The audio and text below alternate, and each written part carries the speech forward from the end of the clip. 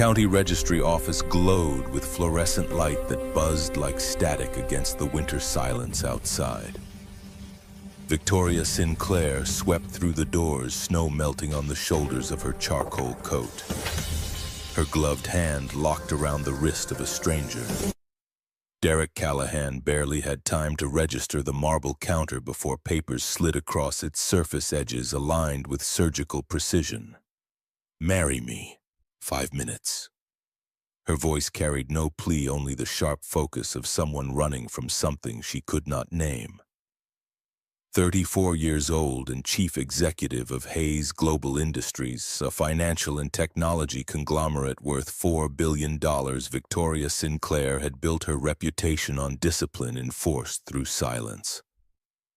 In boardrooms, she ended discussions with verdicts that left executives both respectful and afraid. The public knew her as a woman who spoke little and delivered much. Someone with no scandals, no public romances, no visible fractures in the armor she wore like a second skin. But armor could trap as easily as it protected. Victoria's mother had died when she was young, leaving her to grow up in a dynasty where marriage contracts mattered more than wedding vows. She had learned to hate being controlled, yet control defined every corner of her existence. The worst control came wrapped in legal language her father had left behind. A trust fund holding the company's core voting shares with a single devastating condition before her 35th birthday. Victoria had to establish family stability through legal marriage, or the voting rights would transfer to a supervisory committee controlled by the board of directors. She would remain chief executive in title, only a puppet waiting for the strings to be cut. The condition had been buried deep in confidential files known only to a handful of internal lawyers. But someone had stolen those files. Someone inside her own organization had leaked the trust documents and was preparing to activate the clause. The trap was elegant in its cruelty. If Victoria married someone from high society, the media would trace the connection and her opponents would prove the marriage was fake, designed solely to maintain power. She needed someone outside the game entirely. Someone whose legal history was clean but whose social standing made him impossible to connect to corporate manipulation. Derek Callahan was 36 years old and worked as an independent electrician, taking contracts for public building repairs and emergency calls. He lived with his daughter Isla in a small apartment where every dollar had a purpose and every promise had weight. His wife Sarah had died in a traffic accident 4 years ago when Isla was 3, leaving behind medical bills that still shadowed his credit report. Derek had learned to be wary of anything involving large sums of money, and he despised the feeling of powerlessness. Fixing broken electrical systems gave him a sense of control in a world that had taken too much from him already. He did not seek charity and had no tolerance for people who used power like a weapon. Tonight he had promised to be home by 6 to help with a Christmas craft project. That promise mattered more than any emergency repair call. Isla Callahan, 7 years old, with her mother's observant eyes, had established a family ritual with her father.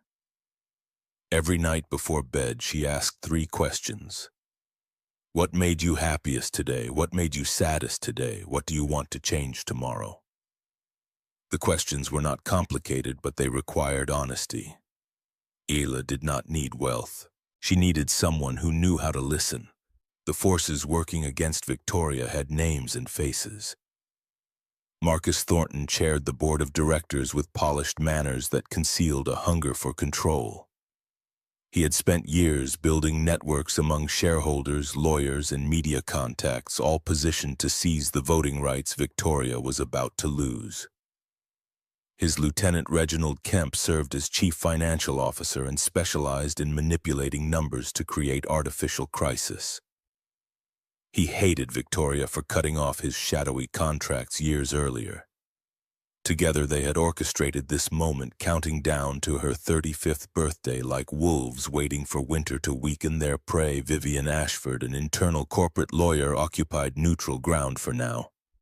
She followed the law precisely, neither helping nor hindering the trap closing around Victoria.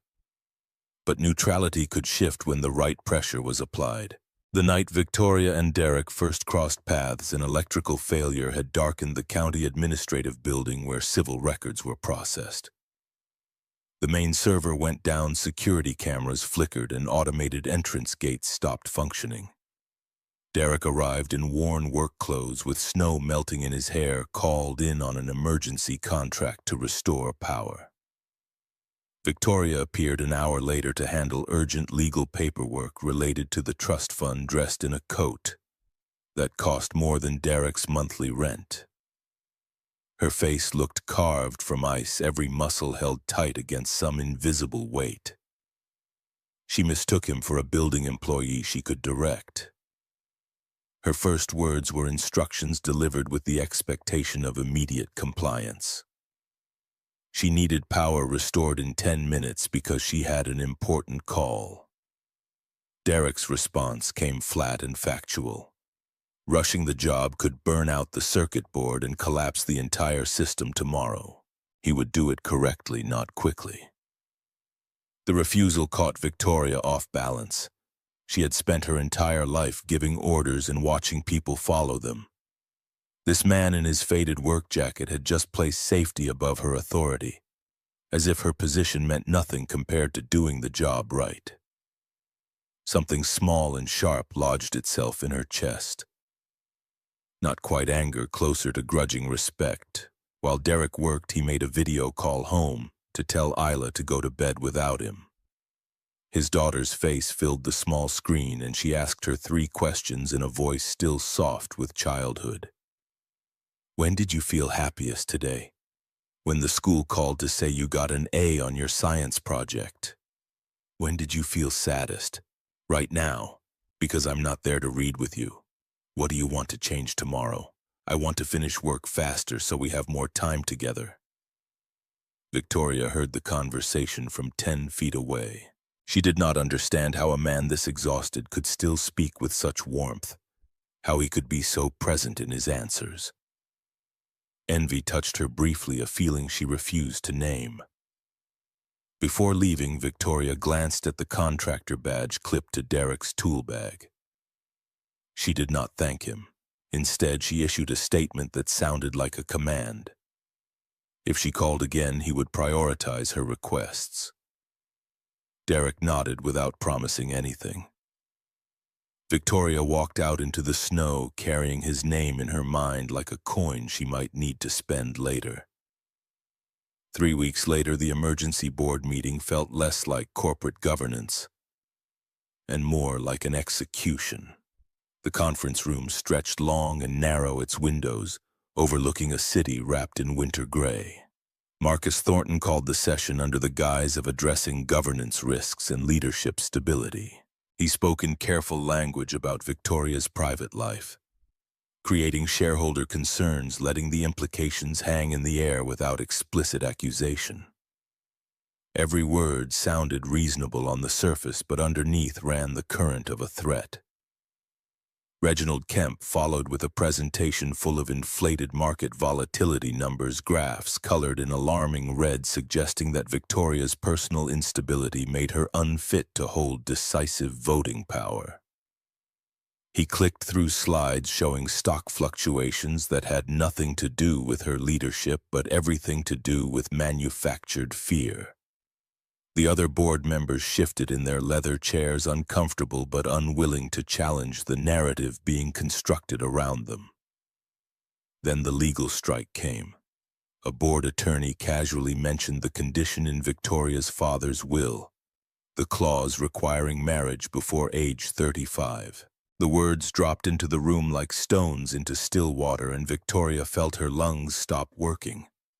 She had known about the condition but believed it was sealed under absolute confidentiality, protected by attorney-client privilege and locked away in secure files. Someone had betrayed her from inside her own legal fortress. Someone had handed her enemies the exact weapon they needed, and they were wielding it with surgical precision. She had less than 2 months before her birthday. If she lost the voting rights, Marcus would control the company, and every clean project she had built, every ethical standard she had fought to establish, would be dismantled and sold for parts. She did not fear losing money. She feared losing the only thing she had created with her own hands. The only proof she was more than her father's cold dynasty. Marrying someone from her social circle was impossible. Her opponents would investigate the connection, prove the marriage was a legal maneuver, and sue to invoke the trust clause. She needed a marriage that was technically legitimate, but impossible to connect to corporate gain. She needed someone with no shares, no political ties, and a work history that proved he had nothing to gain from her world. Derek Callahan's name surfaced in her mind like a lifeline made of thorns. A man outside her system with a clean employment record and a life that had no intersection with corporate power. He was mature enough to sign papers immediately. He was also a father, which made him vulnerable to an offer involving his daughter's future. Victoria knew dragging him into this trap was selfish, possibly cruel. She did it anyway because she was out of time and out of options. The next morning, Derek received an emergency call about another electrical malfunction at the county building. He took the job because the payment would cover this semester's school expenses for Isla. He had promised his daughter he would be home by 4 to help her make construction paper snowflakes for the holiday display. That promise sat in his chest like an anchor as he drove through the gray winter streets. Victoria arrived at the building before Derek finished the diagnostic check. She walked straight to where he stood testing voltage, her face rigid and her hands trembling in a way she thought she had hidden. She did not greet him or explain. She simply said 2 words, "Follow me." Derek assumed she was an official who needed urgent repairs. He followed her down the hallway toward what he thought was another electrical panel. She led him into the marriage registry office instead. A clerk sat ready at the desk with paperwork already half prepared. All it needed was the groom's signature. Derek understood in the span of a heartbeat and jerked his hand away. He told her plainly that he was not a toy for rich people to manipulate. Victoria's voice cracked when she spoke next, a hairline fracture in the ice. She was not asking. She was demanding, but the demand held terror underneath. She offered him a straightforward transaction, a 5-minute marriage, then an annulment, then payment large enough to secure his daughter's future. Derek refused because his self-respect was not for sale. Victoria shifted tactics with the ruthlessness of someone who had run out of moves. She stopped talking about money for him. She talked about money for Isla instead. Tuition, health care, a stable future. Derek felt something twist in his chest. He hated being bought, but he was also a father who could not pretend his daughter's opportunities meant nothing. He set his own conditions in a voice harder than any she had heard in a boardroom. Everything in writing. No mandatory cohabitation, no invasion of their privacy, no media exposure for his daughter. If this marriage harmed Isla in any way, he would leave immediately and pursue legal action. Victoria agreed without hesitation, as if the signature was the only thing that mattered and everything else was negotiable. The clerk pushed the papers forward. The questions were standard procedural, almost boring in their routine nature. Derek answered mechanically, his mind unable to catch up with what his hand was doing. Victoria signed fast, her hand steady even though her eyes would not meet his for more than a second. The official seal pressed into the document and they became husband and wife in the eyes of the law. 5 minutes from start to finish. Derek felt like he had walked into a room with no exit. Victoria felt like she had survived, but the cost was written in the rigid set of a stranger's shoulders, a man who now carried a burden he had never asked for. Within hours, someone leaked the marriage to the media. An anonymous account posted that the chief executive had secretly wed an unknown man with no public profile. Marcus Thornton did not suppress the story. He amplified it, letting gossip and speculation spread like infection through financial news sites and social platforms. Reginald Kemp planted suggestions in strategic ears hinting that the marriage was a desperate legal maneuver to retain control. Derek's apartment building filled with curious neighbors and strangers with cameras. His landlord raised the rent, citing increased interest in the property. Derek felt his privacy shredding like paper in wind, but his real fear was not for himself. It was for Isla. At school, another parent made a loud comment within Isla's hearing. Her father had climbed the ladder by marrying someone rich, taking shortcuts regular people could not afford. Isla did not fully understand the words, but she understood shame. That night, she asked her father the 3 questions, and her voice was smaller than usual. "Did you do something wrong, Dad?" Derek felt his throat close. He realized that 5 minutes had started to destroy his daughter's sense of safety. Victoria tried to manage the crisis like a corporate problem. She deployed lawyers to suppress media coverage and offered to transfer Isla to an expensive private school where her name would not draw attention. Derek's response came sharp and immediate. His daughter was not a problem to be purchased and relocated.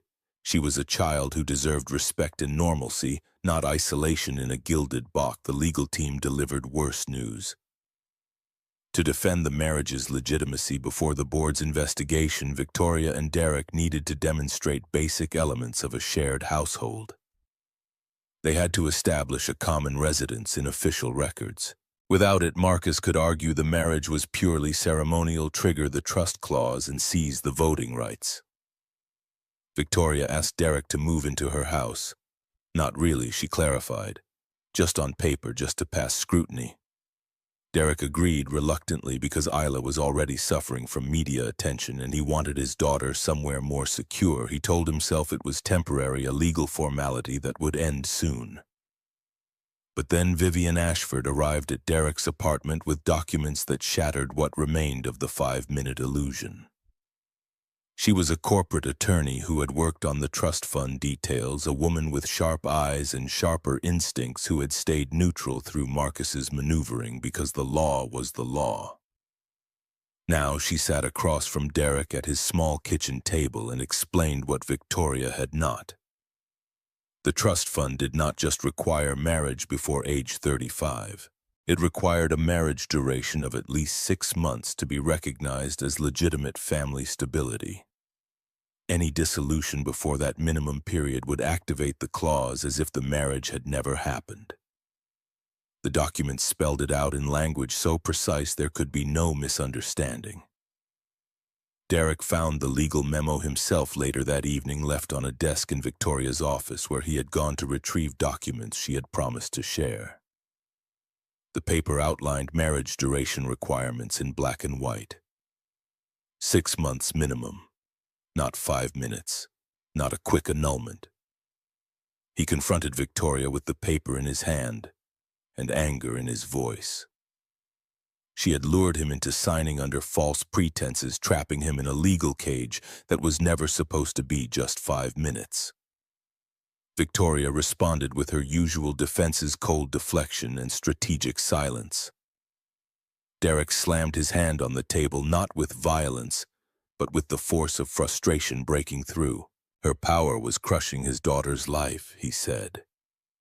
And his voice shook when he spoke. Isla heard them arguing from her room and retreated into frightened silence.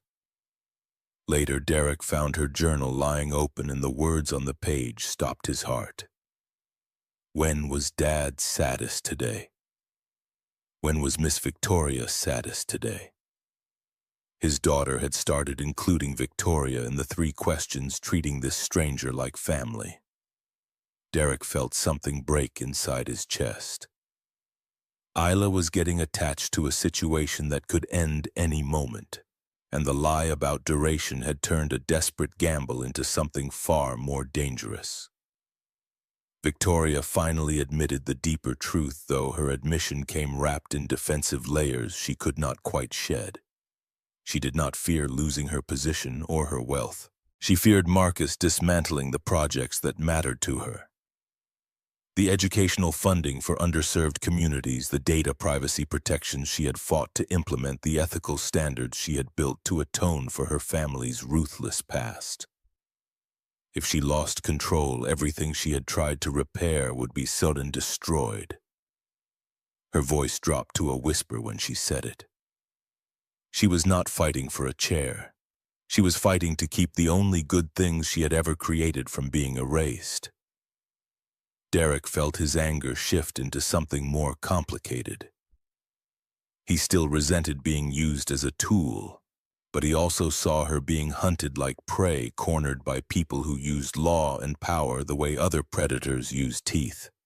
He set new terms. From now on, total transparency. Every legal document, every strategic move had to be shared with him, and Victoria had to personally guarantee Isla's protection from media intrusion and board manipulation. Victoria agreed, but this time her agreement felt less like a command and more like a request for a second chance. The house was a mansion that felt more like a museum. Long hallways stretched in perfect symmetry. White light poured from fixtures designed for elegance rather than comfort, and polished marble surfaces reflected everything back in cold precision. Silence pressed against the walls, broken only by the distant hum of climate control systems maintaining perfect temperature.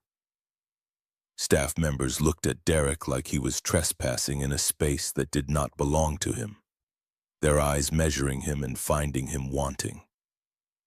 He brought Isla inside, guiding her gently by the shoulder, and his daughter went quiet, clutching her backpack as if afraid to touch anything. Her sneakers squeaked softly on the marble floor, each sound echoing in the cavernous space. Victoria watched them standing in her foyer, looking lost.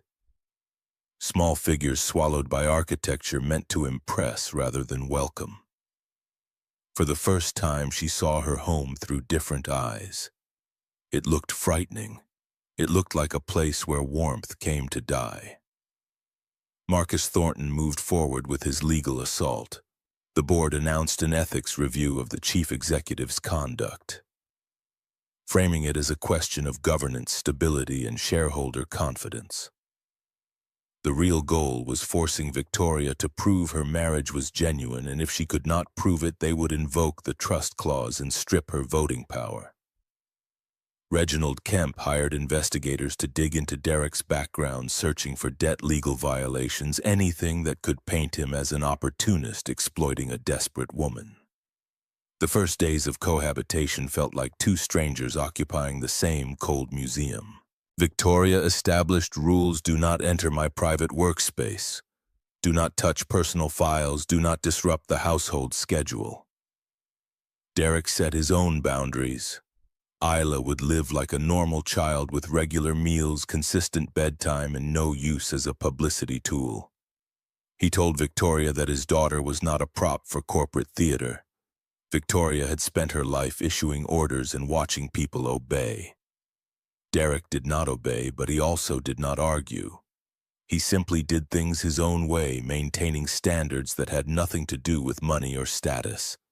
When staff members treated him dismissively, he responded with competence, doing his work so well they could not find fault. Victoria observed this with something close to fascination. This man possessed something she had lost years ago: the ability to remain calm without needing to prove his worth. Isla began making small changes to the house. She drew a Christmas picture and taped it to the refrigerator. Victoria stared at the bright crayon marks on her stainless steel appliance, unable to remember the last time anything handmade had existed in this space. Isla asked her one evening if she liked cookies.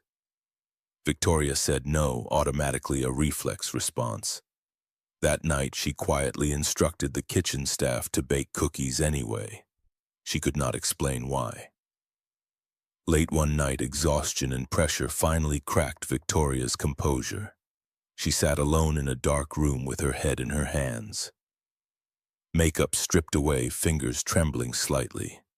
Derek found her there by accident.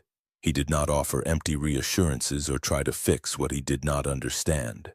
He brought her a glass of warm water and said simply that she needed to sleep or she would lose tomorrow's battle. Victoria looked up at him.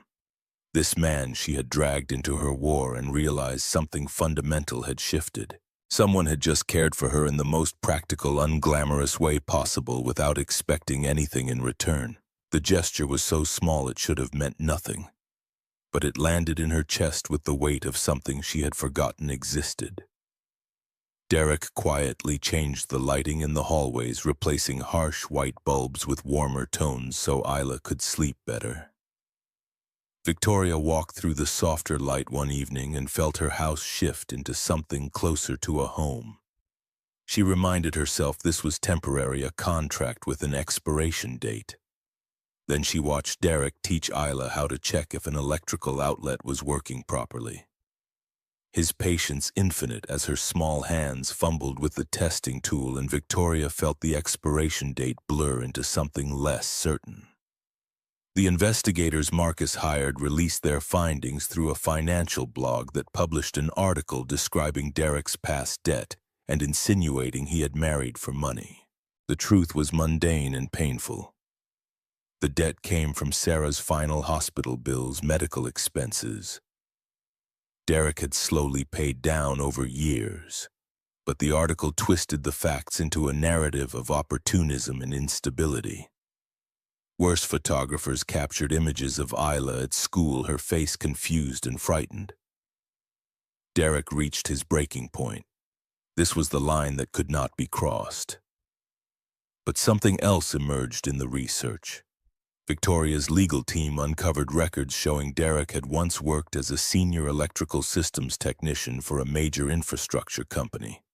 He had been excellent at his job until he reported safety violations in a project cutting costs by using substandard wiring.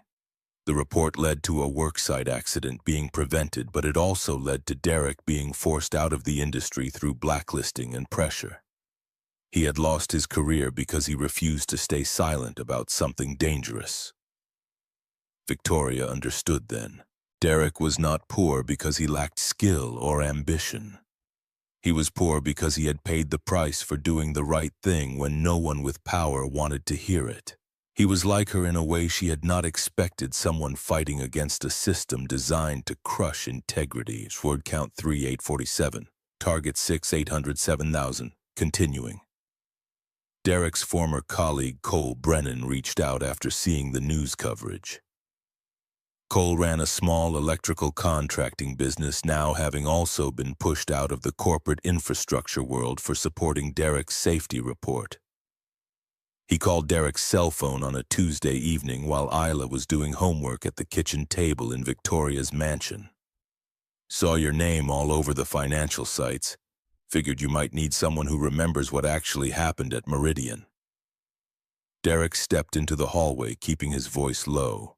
Cole had been the only person willing to back his report, the only witness who confirmed the substandard wiring specifications. For that loyalty, Cole had lost his promotion, then his position, then his industry reputation. "I'm handling it. You're getting dragged through the same mud they used on us 5 years ago. Different players, same playbook." Cole's voice carried the rough edges of someone who had learned not to trust corporate promises. "If you need testimony about why you lost that job, I'll give it. On record. These people don't get to rewrite history twice." Derek felt something loosen in his chest, the isolation of the past weeks cracking open just enough to let in the reminder that he had not always fought alone. He told Cole he would keep the offer in mind, knowing that accepting it would pull his friend back into a battle Cole had already lost once. After hanging up, Derek found Victoria in her home office, reviewing legal briefs. She glanced up when he entered, her reading glasses perched on her nose in a way that made her look less like a corporate titan and more like someone trying to find answers in documents that refused to cooperate. "That was Cole Brennan. He worked with me at Meridian Infrastructure." Derek leaned against the doorframe, arms crossed. "He's offering to testify about the safety violations that got me fired. Wants to go on record about what actually happened."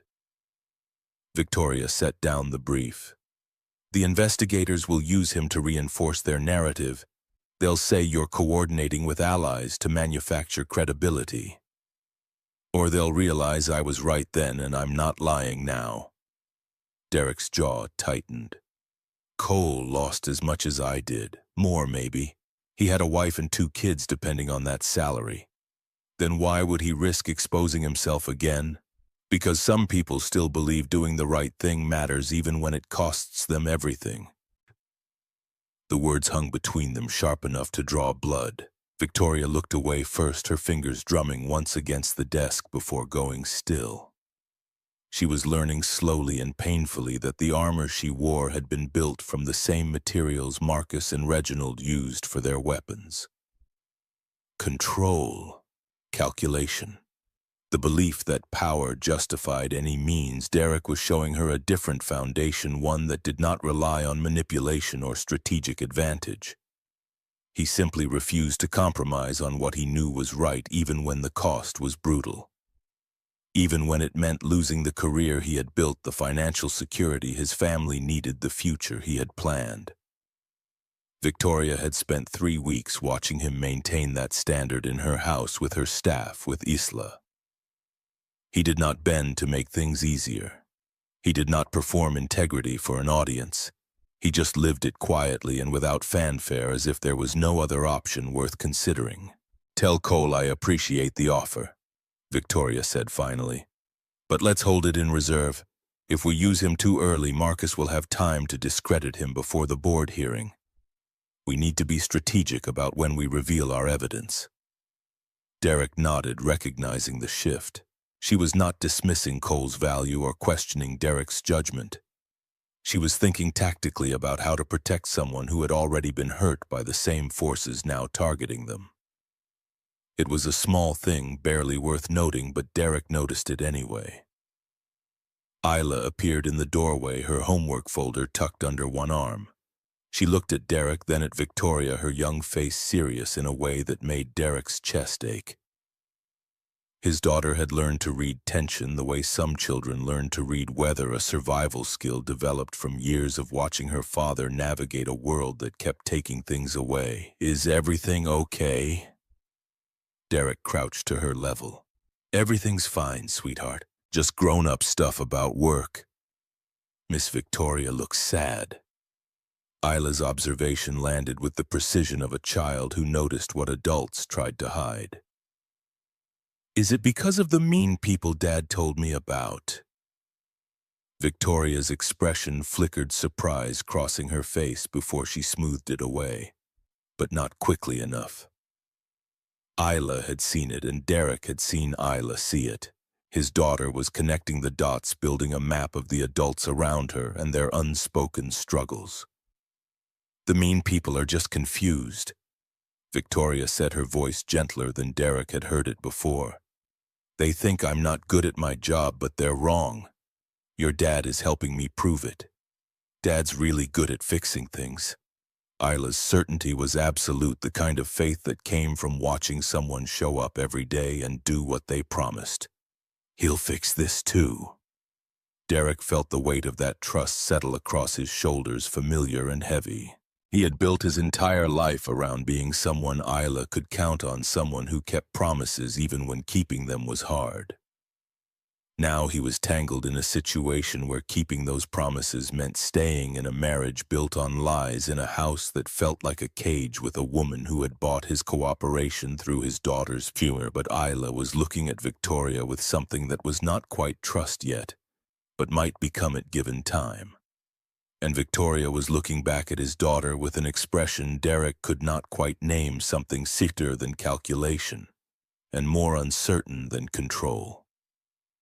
Later that night, after Isla had gone to bed with her 3 questions answered, Derek found Victoria still in her office.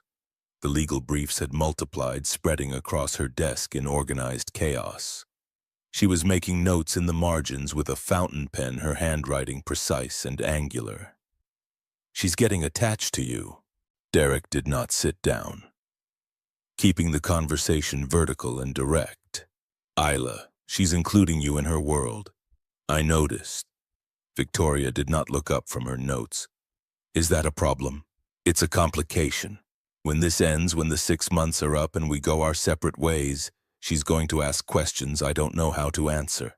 Now Victoria did look up, setting the pen down, with careful deliberation. What if it doesn't end?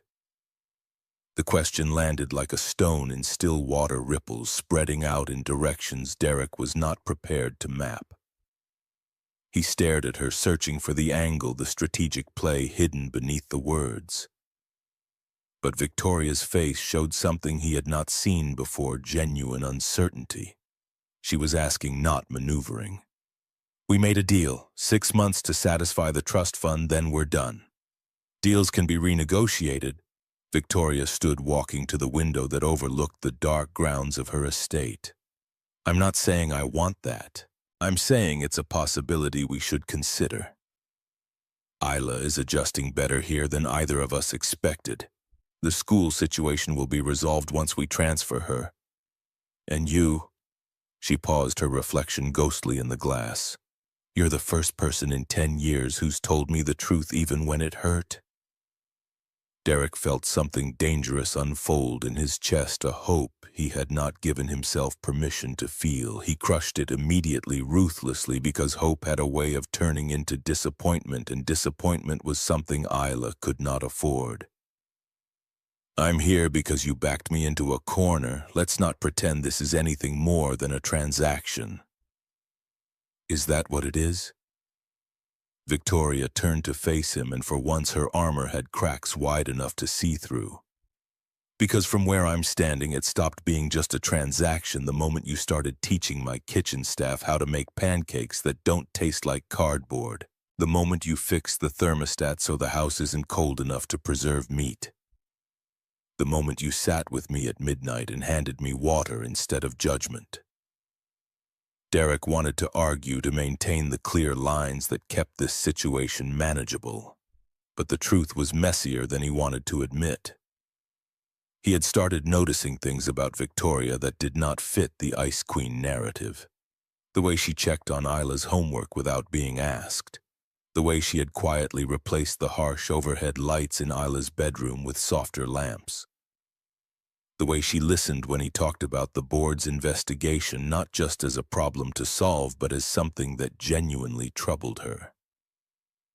6 months, he said finally, because it was the only safe answer.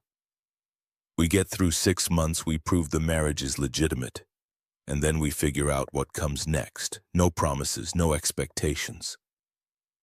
Victoria nodded, accepting the boundary, even as her eyes held questions she did not voice. Derek left her office and climbed the stairs to the guest room that had become his temporary sanctuary, a space that was not quite his, but no longer entirely foreign. Isla's door was cracked open, her nightlight casting soft shadows across the hallway. Derek paused, listening to his daughter's breathing, the steady rhythm of sleep, undisturbed by the complications the adults had created. He had promised to protect her. Everything else was secondary to that promise. The board's ethics investigation accelerated over the following week. Marcus Thornton convened a special committee to review Victoria's fitness for continued leadership, a phrase that sounded neutral but carried the weight of a guillotine.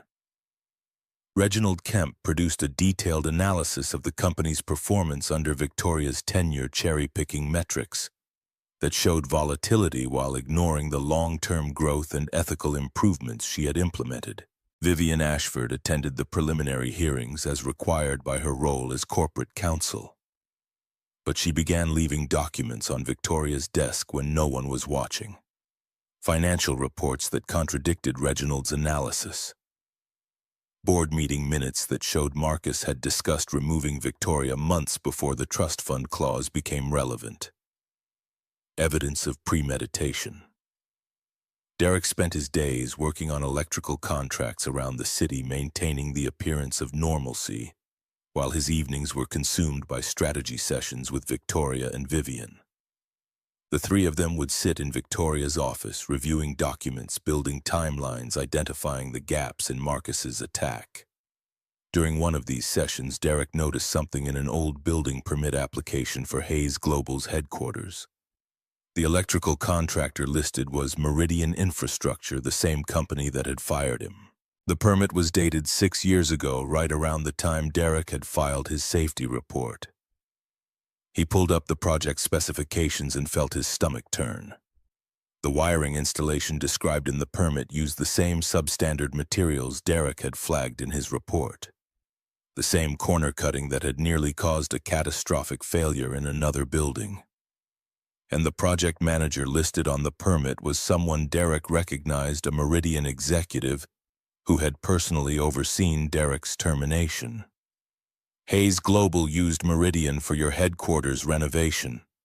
Derek looked up at Victoria, the document still glowing on the laptop screen. 6 years ago, yes.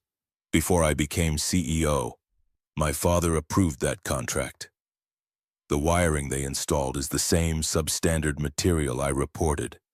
The same stuff that almost killed people.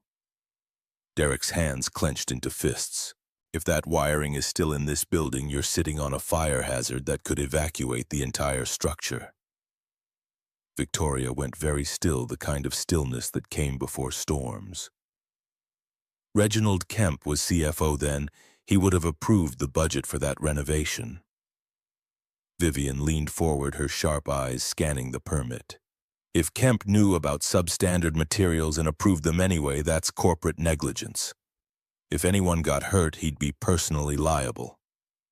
No one got hurt because the installation was in administrative areas, not high-traffic zones.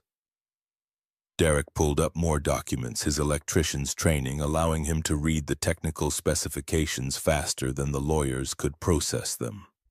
But it's still a violation of building codes, still dangerous, and still grounds for an investigation if anyone bothered to look. Victoria's expression shifted from shock to something harder, more calculating. Marcus and Reginald are investigating my fitness for leadership while sitting on a building code violation that could shut down our headquarters. The hypocrisy is almost impressive. It's more than hypocrisy, Vivian said quietly. It's leverage. Derek understood what she meant. They could expose the wiring issue, force a building inspection, and reveal that Reginald had approved materials that violated safety standards.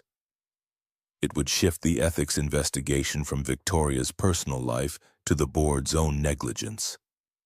But it would also mean Derek had to go on record about Meridian again, had to relive the professional destruction that had nearly broken him the first time. I'll do it, he said before he could talk himself out of it. I'll file the report. My name's already mud in the industry, so I've got nothing left to lose. You have Isla. Victoria's voice cut through his resolve. If you file this report, Reginald will come after you with everything he has. He'll paint you as a disgruntled employee with a vendetta, someone who makes up safety violations to hurt companies that fire him. It will be worse than what happened at Meridian. Then we make sure the evidence is airtight. Derek met her eyes across the desk. We get building inspectors involved before we go public. We document everything, and we do it right because that's the only way it means anything. Vivian nodded slowly, her lawyer's mind already mapping the strategy. But Victoria stayed silent, her gaze locked on Derek with an intensity that made him uncomfortable. She was seeing something, calculating something, and he was not sure if he should be worried or relieved. I'll arrange for an independent building inspection, Victoria said finally. Anonymous tip to the fire marshal about concerns regarding electrical compliance. Once they find the violations, it becomes their investigation, not ours. Derek stays out of it until we need his technical testimony. It was a good plan, a careful plan, and Derek recognized it as the kind of strategic thinking that had made Victoria successful. But he also recognized something else: she was protecting him. Not because it served her interests, but because she genuinely did not want to see him hurt again. The realization settled into his bones with uncomfortable weight. This was not supposed to happen. He was not supposed to start seeing Victoria Sinclair as someone worth protecting in return. He was supposed to survive 6 months, take the compensation she had promised, and rebuild his life with Isla somewhere rent from corporate intrigue and manufactured crises. But somewhere between the courthouse and the mansion, between the arguments and the late-night strategy sessions, between watching her fumble through making hot chocolate for Isla and seeing her stand up to board members who treated her like a problem to be managed, Derek had started to see a person instead of a transaction, and that person was fighting for something that mattered even if her methods had started out wrong. The fire marshal's inspection happened on a Thursday morning, unannounced and thorough. Derek was not present, but Victoria called him afterward, her voice tight with satisfaction. They found 14 code violations in the administrative wing. The wiring is exactly what you said it was, substandard materials installed in violation of specifications. They're requiring immediate remediation and issuing citations to the building owner. Which is Hayes Global.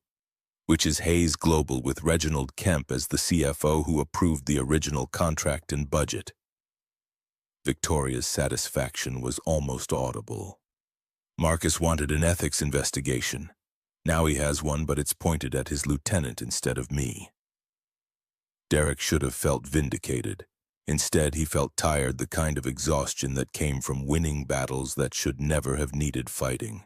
But he recognized this for what it was, a turning point. Marcus and Reginald had spent weeks building a case against Victoria, and now their own negligence was about to become public record. What happens next?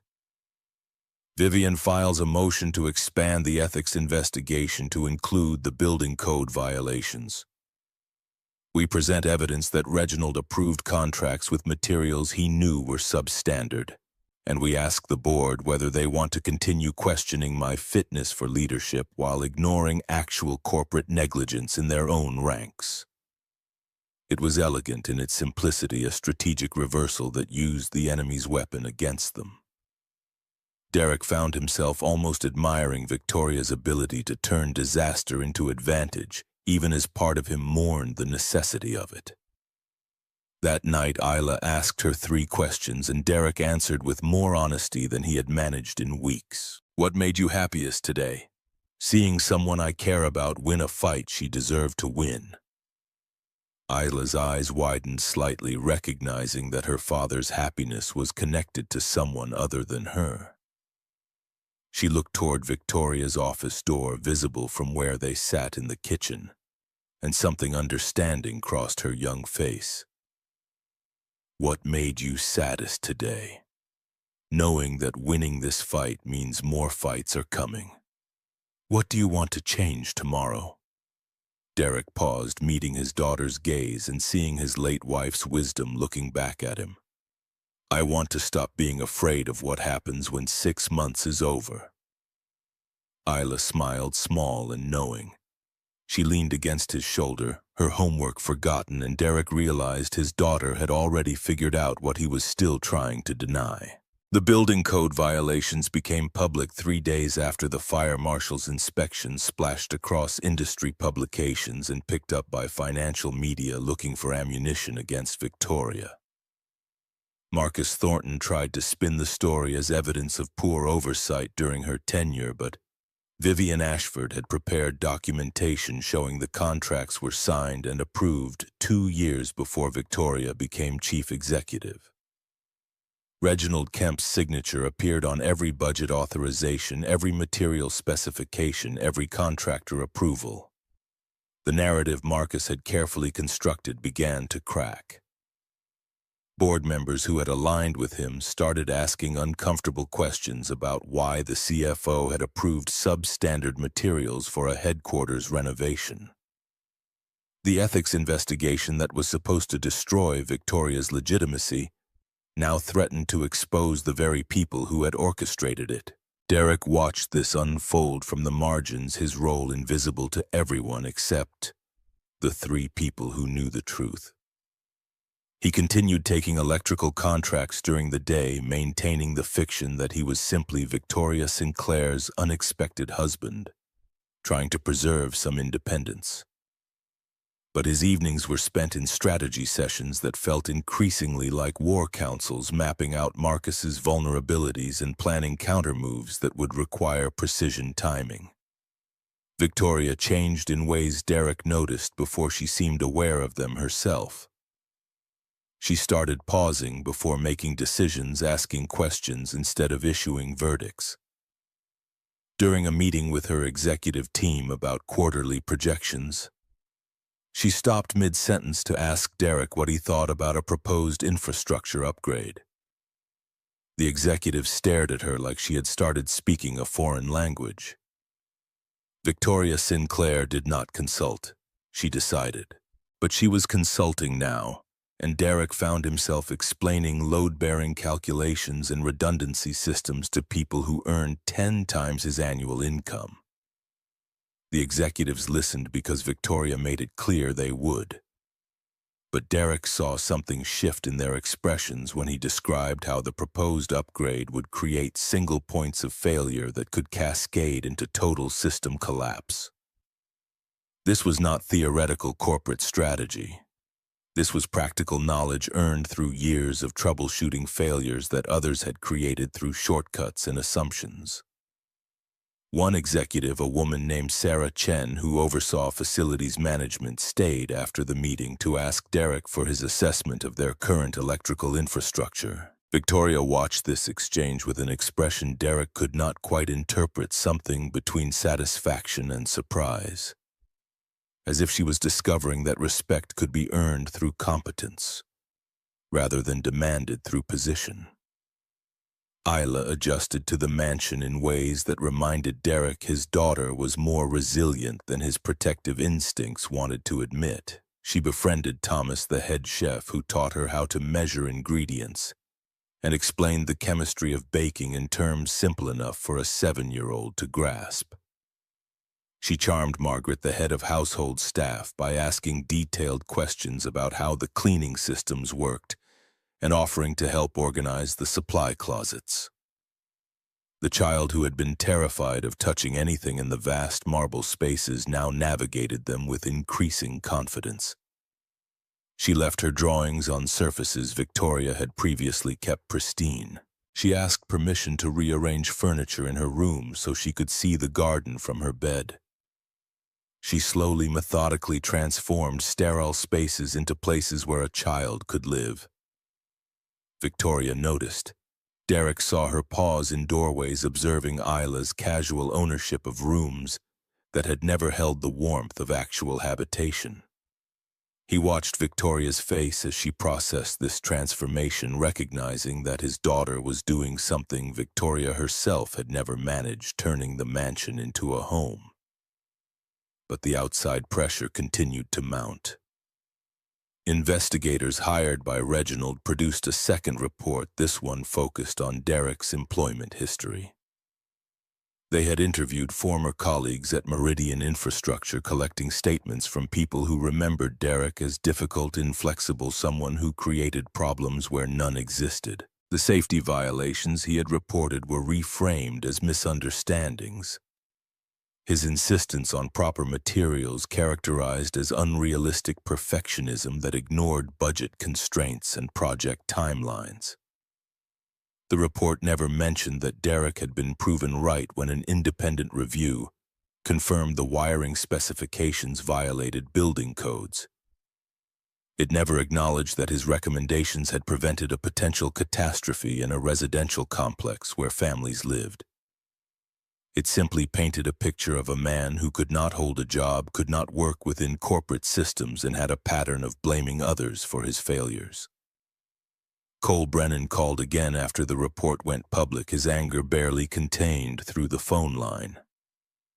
Derek stood in the mansion's library, staring out at grounds dusted with fresh snow, while Cole described how the investigators had contacted him, asking leading questions designed to extract quotes that would support their narrative.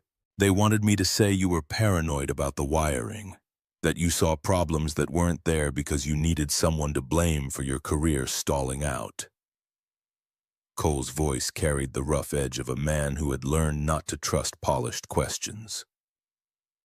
I told them to go to hell, but they're not going to put that in their report. Derek pressed his forehead against the cold glass, feeling the weight of repetition settle across his shoulders. He had fought this battle before and lost. The truth had not mattered then because the people with power had decided it was inconvenient. Now he was fighting the same battle with different enemies, and the outcome felt depressingly predictable. I appreciate you backing me up. I'm not backing you up, I'm telling the truth. Cole's distinction was sharp and deliberate. There's a difference. One's about loyalty, the other's about what actually happened. You were right about Meridian and you know it. Don't let these corporate predators rewrite history just because they've got better lawyers. After the call ended, Derek found Victoria in the dining room reviewing documents with Vivian. They had spread papers across the table's polished surface, building timelines and cross-referencing financial records. Derek recognized the intensity in their posture, the way they leaned into the work with the focus of people hunting for something specific. The investigators are good, he said without preamble.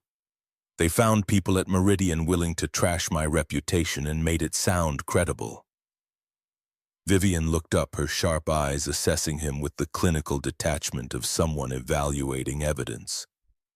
We expected that. Character assassination is cheaper than admitting negligence. It's still going to play well with the board. Marcus gets to present me as the opportunist with a history of blaming employers when things go wrong. Derek moved to the table, scanning the documents they had assembled. What are you looking for? Victoria sat back, removing her reading glasses in a gesture that had become familiar over the past weeks. Connections between Marcus and Reginald that go back further than Hayes Global. If they've worked together before, if there's a pattern of this kind of manipulation, it gives us leverage. You want to prove this is not just about you. It's about them having a system. Derek understood the strategy, even as part of him recoiled from the necessary cynicism of it. Show the board that what they're doing to you, they've done to others. Exactly. Vivian shuffled papers, pulling out a set of corporate filings from a company Derek did not recognize.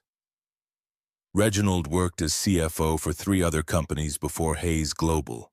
2 of them experienced sudden CEO changes within months of his arrival. Both times the outgoing CEO was a woman. Both times the board cited concerns about leadership stability and personal conduct. The pattern was too clear to be coincidence. Derek felt something cold settle in his stomach, recognizing that Victoria's situation was not unique. It was a playbook refined through repetition and successful enough that Marcus and Reginald had decided to run it again. Can you prove Marcus was involved in those other changes? Working on it. But even if we can't, the pattern alone raises questions the board will have to address. Victoria's expression held a grim satisfaction. They wanted an ethics investigation. We're going to give them one that covers more than my marriage. The charity gala happened on a Saturday evening, a winter fundraiser for educational programs that Victoria had sponsored for 3 years. She had tried to cancel her attendance, but Vivian advised against it. Absence would be interpreted as weakness, as evidence that Victoria could not withstand scrutiny. So they went Derek in a borrowed suit that fit poorly across the shoulders, Victoria in a midnight blue dress that cost more than Derek's first car. The ballroom filled with people whose casual conversations involved mergers and acquisitions, whose charitable donations were tax strategies, whose smiles carried calculations Derek could see but not fully decipher. He hated the performance of it, the way every interaction felt like a transaction disguised as pleasantry. But Isla was at home with Margaret, safe and occupied with a craft project, and Derek had promised his daughter he would do what needed doing. Marcus found them during the cocktail reception, his approach choreographed to seem casual while ensuring they were surrounded by witnesses. He had brought 2 other board members with him, strategic reinforcements who smiled with practiced neutrality. Victoria, I'm glad you decided to attend despite the current difficulties. Marcus's voice carried the false warmth of someone performing concern for an audience. "And Derek, of course. How are you finding married life?" Derek felt Victoria's posture shift beside him, her spine straightening in preparation for attack or defense. He stepped slightly forward, creating a physical barrier between her and Marcus that was subtle enough to seem accidental. "It's an adjustment, but most worthwhile things are." Indeed, Marcus's smile did not reach his eyes. "I imagine the lifestyle change has been considerable, from a small apartment to Victoria's estate, from struggling to make rent to having access to resources most people can't imagine." The implication hung in the air, poisonous and deliberate. Derek was a gold digger, an opportunist, someone who had seen Victoria's wealth and decided to exploit her desperation. The board members watched with the predatory interest of people who sensed weakness being exposed. The biggest adjustment has been learning that wealth doesn't solve the problems that actually matter. Derek met Marcus's gaze without flinching. Resources can't buy integrity. Money can't manufacture character. And all the power in the world won't help you sleep at night if you're building empires on other people's suffering. One of the board members, a man in his 60s with silver hair and expensive orthodontics, frowned slightly. Derek had just insulted Marcus without saying his name, and everyone in the conversation understood it. Marcus's smile went rigid. Interesting philosophy for someone who married into considerable financial advantage. I married someone who needed help standing against people who were trying to destroy her for wanting to do business ethically. Derek kept his voice level, conversational, as if they were discussing weather instead of warfare. The financial advantage was never the point. Doing what's right when it's hard, that's the point. Victoria's hand found his, her fingers sliding between his in a gesture that could have been affection, but felt more like solidarity. Derek felt the slight tremor in her grip, recognizing that she was fighting her own battle with the exposure of standing here being judged by people who had already decided she was guilty. "We met because I was fixing electrical systems that more expensive contractors had installed incorrectly." Derek continued, keeping his focus on Marcus. "I told Victoria I'd do the job right instead of fast, and she listened. That's when I knew she was different from most people with power. She actually cared about doing things correctly even when it was inconvenient." Marcus's expression darkened. He had expected defensiveness apologies, some acknowledgement of the power imbalance. Instead, Derek was reframing the entire narrative, suggesting that Victoria's willingness to listen to a working electrician was evidence of her fitness for leadership rather than evidence of desperation. How charming. Marcus's tone had lost its false warmth. "I'm sure the board will be interested in hearing more about your relationship at the formal hearing next week." The threat was clear. Derek had just painted a target on himself for the board's investigation, but he had also shifted the ground of the battle, making it about competence and ethics instead of about wealth and opportunism. After Marcus departed with his board members in tow, Victoria released Derek's hand and turned to face him. Her eyes held questions she did not voice aloud. "Not here where anyone might be listening. You just made yourself the primary target. Good. Let them focus on me instead of you." Derek glanced around the ballroom, noting the curious stares and whispered conversations their exchange with Marcus had triggered. "Besides, I'm better equipped to handle an attack on my character than you are to handle an attack on your position. I've already lost everything they can take from me. You haven't." It was not entirely true. Derek still had Isla. Still had his freedom, still had the small measure of dignity he had rebuilt after Meridian destroyed his career. But the statement carried enough truth to land, and Victoria heard it. "We should leave." Her voice was quieter than Derek had heard it all evening. "We've made the appearance. Staying longer just gives them more ammunition." They left through a side exit, avoiding the main entrance where photographers waited for shots of arriving guests. The car ride back to the mansion passed in slunts, both of them processing what had just happened and what it meant for the battle ahead. Isla was asleep when they arrived home. Her latest art project spread across the kitchen table in cheerful chaos. Derek checked on her as he did every night, adjusting her blankets and watching the peaceful rise and fall of her breathing. His daughter's world was smaller than the corporate intrigue consuming the adults around her, but it was also clearer. Isla knew who she could trust because people either showed up or they did not. They either kept promises or broke them. Derek envied that clarity even as he worked to preserve it. Victoria was waiting in the library when he came downstairs, 2 glasses of wine poured, though Derek suspected neither of them would drink much.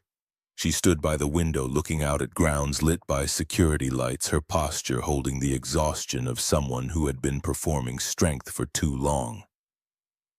"Thank you for what you did tonight." Derek accepted the wine glass, but did not sit. "I told them the truth. That's all.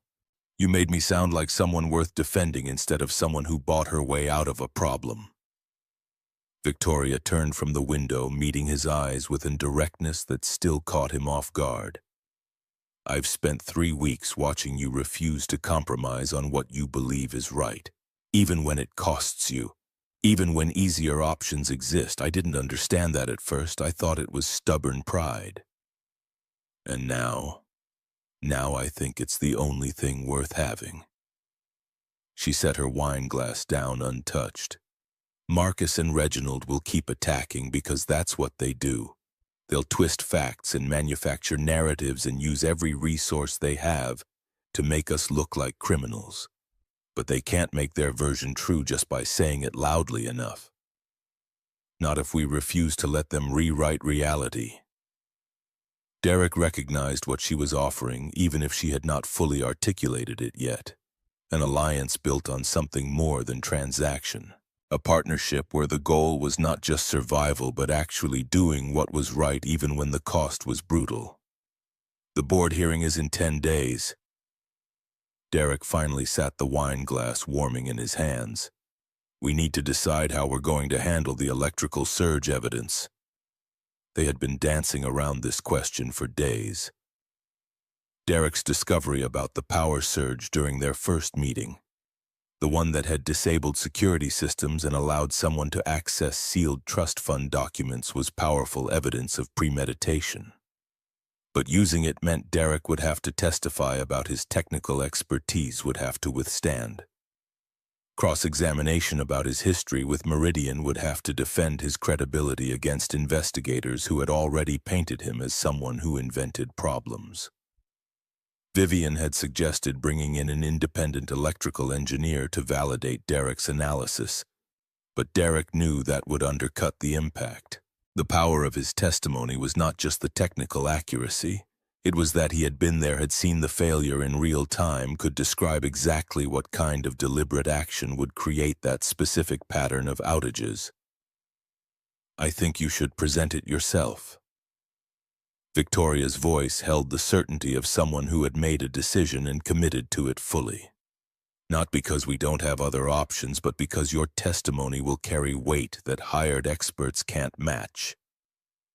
You were there. You saw what happened, and you have the expertise to explain why it matters."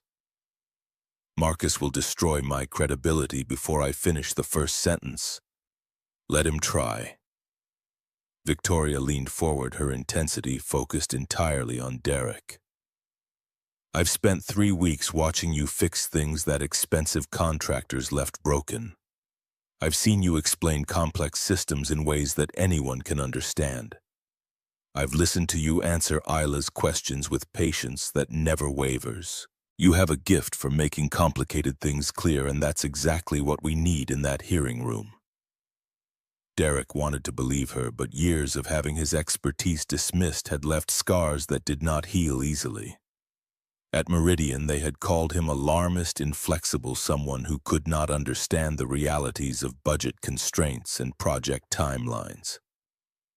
The investigators Reginald hired had used the same language, the same dismissive framing that suggested Derek's concerns were problems of personality rather than legitimate technical issues. What if I'm not enough? The question came out smaller than Derek intended, exposing vulnerability he usually kept locked away. But Victoria did not flinch from it. Then we lose. But we lose having told the truth instead of letting them win through lies. She reached across the space between them, her hand covering his in a gesture that had nothing to do with performance or strategy. I dragged you into this because I was desperate and selfish. The least I can do is make sure we fight it the right way. Not because it's strategically optimal, but because it's what people with integrity do when they're backed into corners. Derek felt something fundamental shift in his chest. A realization that this woman he had met under the worst possible circumstances had somehow become someone he genuinely respected. Not because of her wealth or position, but because she was learning to value the things that actually mattered. Learning to ask instead of demand. Learning that power meant nothing if it was built on corruption. The school situation resolved itself through a combination of Victoria's connections and Isla's resilience. A small private school in a neighboring district agreed to accept a mid-year transfer, their headmistress more interested in Isla's test scores and teacher recommendations than in the media coverage surrounding her father's marriage. The school emphasized creative learning and community values, the kind of environment where Isla's natural curiosity would be nurtured rather than crushed. Victoria surprised Derek by taking the morning off to attend Isla's first day. She arrived at breakfast dressed in clothes less formal than her usual executive armor, looking almost uncomfortable in casual slacks and a simple sweater. Isla noticed immediately, her observant eyes taking in the change with the seriousness she applied to anything involving the adults around her. "Are you coming to school with us, Miss Victoria? If that's all right with you?" Victoria's uncertainty was visible, a crack in the confidence she usually projected. "I thought you might want company on your first day." Isla considered this with the gravity of someone making an important decision. Then she nodded, her approval simple and absolute.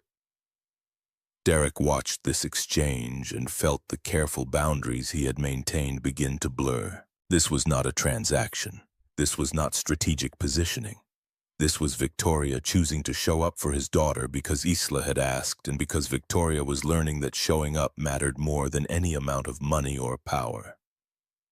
The school was smaller than Isla's previous one, housed in a converted mansion, with grounds that encouraged outdoor exploration. The headmistress greeted them warmly, focusing her attention on Isla, rather than on the adults whose complicated situation had been detailed in every major financial publication. She walked Isla to her classroom personally, introducing her to a teacher who seemed genuinely excited about having a new student mid-year. Derek stayed in the hallway, watching through the classroom window as Isla settled into a desk near the front, her nervousness visible but not overwhelming. A girl with dark braids and freckles leaned over to ask Isla a question. And Derek saw his daughter's face light up with tentative hope. Making friends, starting over, building a world that was hers instead of something defined by the chaos adults had created. Victoria stood beside him, silent but present, when the teacher closed the classroom door and gestured for them to leave. Victoria followed Derek back to the parking lot without comment. They sat in the car for several minutes before either spoke. "She's going to be fine." Victoria's statement carried conviction, as if saying it firmly enough could make it true. "I know." Derek stared at the school building, willing himself to trust the fresh start Isla was getting. "She's stronger than I give her credit for." "She gets that from you." Derek glanced at Victoria, surprised by the certainty in her voice. She was not looking at him, her gaze fixed on the middle distance in that way people did when they were thinking about something else entirely. I'm not particularly strong, I'm just stubborn. There's a difference between stubborn and having principles you refuse to compromise. Victoria finally met his eyes. I've built an entire career on compromise, strategic concessions, calculated decisions about which battles to fight and which to let go. It's how you succeed in corporate environments. It's how you survive when everyone around you is waiting for you to fail. But watching you refuse to bend on the things that matter has shown me what I've lost along the way. Her hands gripped the steering wheel, though the car was not moving. You told Marcus last night that resources can't buy integrity, that money can't manufacture character. I've spent 15 years believing the opposite, thinking that if I accumulated enough power, I could protect the things I cared about. But you can't protect anything if you become the kind of person who uses power like Marcus does. Derek understood what she was offering, even if the words were still finding their shape. An admission that this forced marriage had changed her as much as it had changed him. That somewhere between the desperation of the registry office and the battle they were now fighting together, Victoria had started to become someone different. The board hearing is in a week. Derek returned to the practical because emotions this complicated needed time to process. We should go over the timeline one more time. Make sure we can present the electrical surge evidence without gaps they can exploit. Victoria nodded, starting the car and pulling out of the parking lot. But Derek saw the slight curve at the corner of her mouth, recognition that he had not dismissed what she had said. He had simply chosen to honor it through action instead of words, the way he honored everything that mattered. Vivian arrived at the mansion that evening with boxes of documents and a strategy that involved connecting dots across 6 years of Marcus's and Reginald's corporate history. She spread everything across the dining room table, creating visual maps with string and pushpins that made the room look like a detective's war room from old movies. The pattern is clear once you see it. Vivian pointed to photographs of 3 different women, all former CEOs of companies where Reginald had worked as CFO. Each one faced a sudden board challenge within 6 months of Reginald's arrival. Each one had their personal conduct questioned. Each one was replaced by a male executive who Marcus Thornton had connections to. Derek studied the photographs, recognizing the same exhaustion in their faces that he saw in Victoria's during unguarded moments. These women had fought the same battle Victoria was fighting now, and they had lost. What happened to them after they were removed? 2 took settlements and disappeared from corporate life entirely. The 3rd tried to fight back through lawsuits, but Reginald had manufactured enough scandal around her personal life that she became unhireable. Vivian's voice carried the clinical detachment of someone reciting facts that made her angry. Marcus and Reginald have been running this playbook for years. Victoria is just the latest target. Can we use this in the hearing? Not directly. None of these women are willing to testify.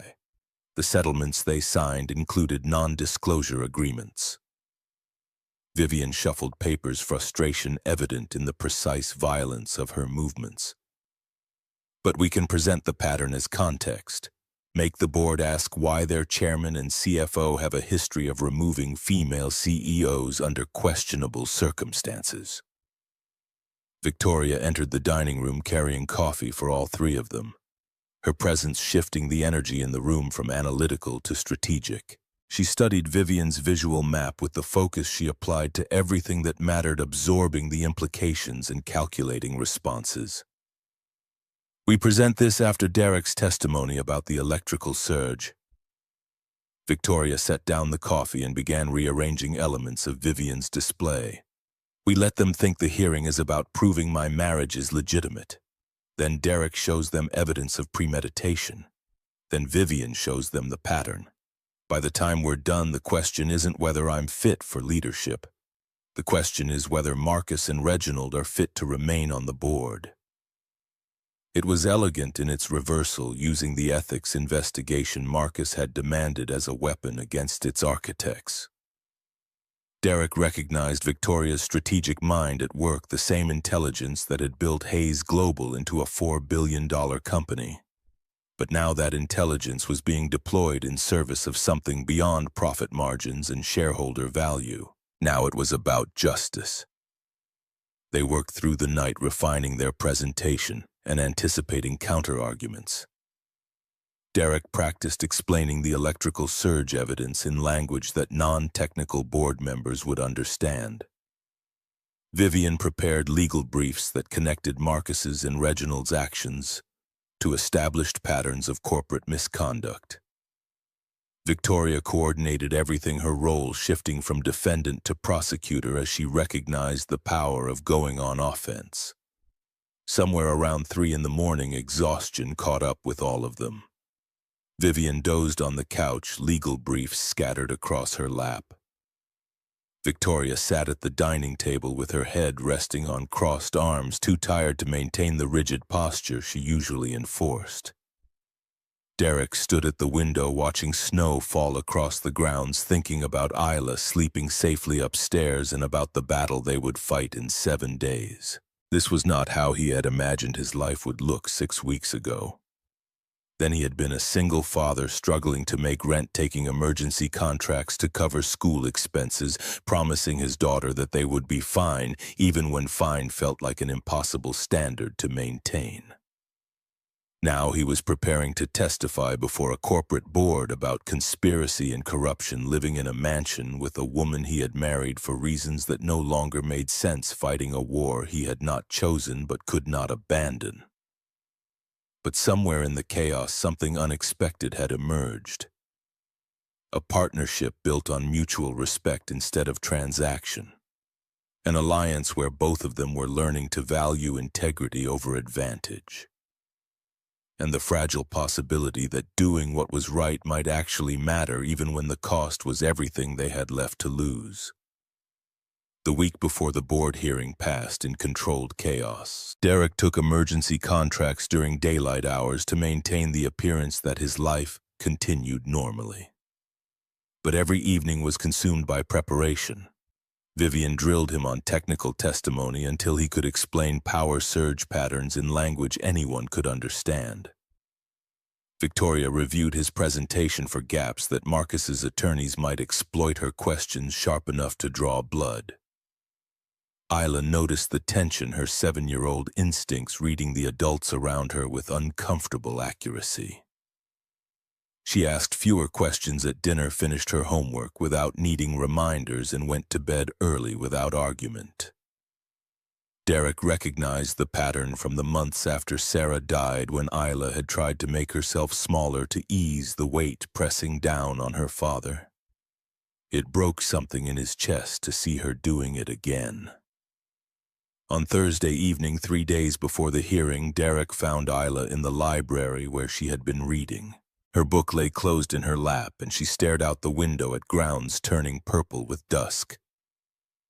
"What's wrong, sweetheart?" Isla turned to face him, her expression carrying more gravity than any child should have to manage. "Are you and Miss Victoria going to get in trouble with the mean people?" Derek sat beside her, searching for words that would be honest without being frightening. "We're going to a meeting where some people will ask us hard questions. But we're going to tell them the truth, and the truth is on our side."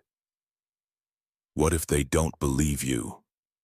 The question landed with precision, exposing the fear Derek had been trying to ignore. What if his testimony was not enough? What if Marcus's investigators had poisoned the well too effectively? What if doing the right thing mattered less than having the right connections and the deepest pockets?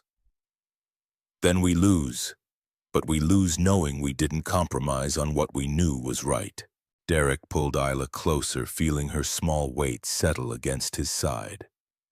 "Sometimes the world doesn't reward integrity. Sometimes telling the truth costs you everything. But the alternative is becoming the kind of person who uses lies to win, and that cost is higher. Ela absorbed this in silence, processing adult realities through a child's simpler moral framework. Then she asked the question that cut deepest. If you lose, do we have to go back to the apartment? I don't know yet. Derek would not lie to his daughter about something this important. The apartment's gone. The landlord rented it to someone else. But we'll find another place, we always do. I don't want to leave. Isla's voice was small but certain. I like it here. I like my new school. I like Miss Victoria. Derek felt the complications multiply, recognizing that his daughter had built attachments he could not simply sever without causing damage. Isla had already lost her mother. She had already survived upheaval and instability. Now she was facing the possibility of losing the fragile stability they had built in this unlikely place. Victoria appeared in the doorway, hesitating when she saw Derek and Isla together. She had changed from her work clothes into something softer, her hair loose instead of pulled back in its usual severe arrangement. She looked younger this way, more vulnerable, and Derek saw Isla's face light up with genuine affection. Can I ask the 3 questions? Isla's request was directed at both of them, including Victoria, in the ritual that had always belonged to just father and daughter. Derek nodded, curious to see how Victoria would handle this. She moved into the room and sat in the chair across from them, her posture less rigid than usual. Isla asked Derek first, "What made you happiest today?" "Seeing you make a friend at school. Sophie seems nice." "What made you saddest?" "Knowing you're worried about things you shouldn't have to worry about." "What do you want to change tomorrow?" Derek paused, meeting Victoria's eyes across the small distance between them. "I want to stop being afraid that doing the right thing won't be enough." Isla turned to Victoria, her questions carrying the same weight they held for Derek. "What made you happiest today, Miss Victoria?" Victoria's composure cracked slightly, surprise evident before she smoothed it away. "When you showed me your drawing of the garden, you made the snow look like it was actually falling." "What made you saddest?" "That I might not be able to protect the things I care about." Victoria's voice was quieter than Derek had heard it outside moments of exhaustion or defeat. "What do you want to change tomorrow?" "I want to learn how to be brave the way your father is brave. Not because I have power, but because I refuse to compromise on what matters." Isla smiled, satisfied with answers that felt honest instead of performative. She returned to her book, dismissing the adults with a child's casual authority. Derek and Victoria stayed in the library after Isla left for bed, the silence between them holding questions neither was ready to voice. "She's including you in her world." Derek spoke first because someone had to. "Not just as my wife or the woman whose house we live in, as someone she actually cares about." "I know." Victoria stood, walking to the window where Isla had been watching dusk settle. "That terrifies me more than losing the company. If we lose the hearing, if Marcus succeeds, Isla loses this place and this stability. And that's on me. I'm the one who created this situation. We both created it." Derek joined her at the window, their reflections ghostly in the darkening glass. "I agreed to the marriage. I brought Isla into this house. I knew the risks, even if I didn't fully understand the stakes. You agreed because I backed you into a corner, because I offered you resources for Isla that you couldn't refuse." Victoria's hands clenched at her sides. "I used your love for your daughter as leverage. That makes me no better than Marcus." "That's not true." Derek turned her to face him, his hands on her shoulders firm enough to demand attention. "Marcus destroys people to accumulate power. You made a desperate choice to protect something you'd built. The methods were similar, but the motivations matter." "Do they? When the outcome is the same?" Victoria's eyes held genuine anguish. If Isla gets hurt because of what I started, if she loses the home she's found here, how is that different from Marcus destroying careers and lives? Derek did not have an answer that would satisfy her, so he offered truth instead of comfort. It's different because you're asking the question. Marcus would never care about the collateral damage. You do. That difference is everything. The morning of the board hearing arrived cold and bright winter sun reflecting off snow in ways that made everything look cleaner than it was. Derek, dressed in the suit Victoria had purchased for him, better quality than anything he had owned before, but still modest enough to avoid looking like costume. He checked his appearance in the mirror and saw someone who could pass for belonging in corporate boardrooms, at least until he opened his mouth and technical vocabulary replaced executive speak. Victoria appeared in the doorway of the guest room that had become his. Her own armor fully assembled, charcoal suit tailored to perfection, hair pulled back severely, makeup applied with strategic precision. She looked like the ice queen the media had always claimed she was. Except Derek had seen her making pancakes with Isla, and knew the armor was exactly that, protection against a world that punished vulnerability. Are you ready? Derek nodded, though. Ready felt like an inadequate description for walking into a room where people with law degrees and corporate experience would tear apart his credibility. But he had the truth on his side, and he had become very good at explaining complex systems in simple language. That would have to be enough. The hearing took place in Hayes Global's main conference room, a space Derek had never entered before. Floor-to-ceiling windows overlooked the city, glass and steel monuments to Capitol stretching toward a winter sky. The board members sat along one side of a massive table, Marcus Thornton at its center like a judge presiding over execution. Reginald Kemp occupied a seat 3 positions down, his expression carrying smug certainty that the outcome had already been decided. Victoria and Derek sat across from them with Vivian between them, 3 people facing 11 board members and their assembled attorneys. The imbalance was deliberate, designed to reinforce who held power in this room. But Derek had fought battles against worse odds and survived. Marcus opened with procedural language about the ethics review's purpose and scope, making it sound like governance best practices instead of political assassination. He outlined concerns about Victoria's sudden marriage and questions about her judgment in personal matters affecting her professional role. Every word was carefully chosen, reasonable on surface while carrying poison underneath.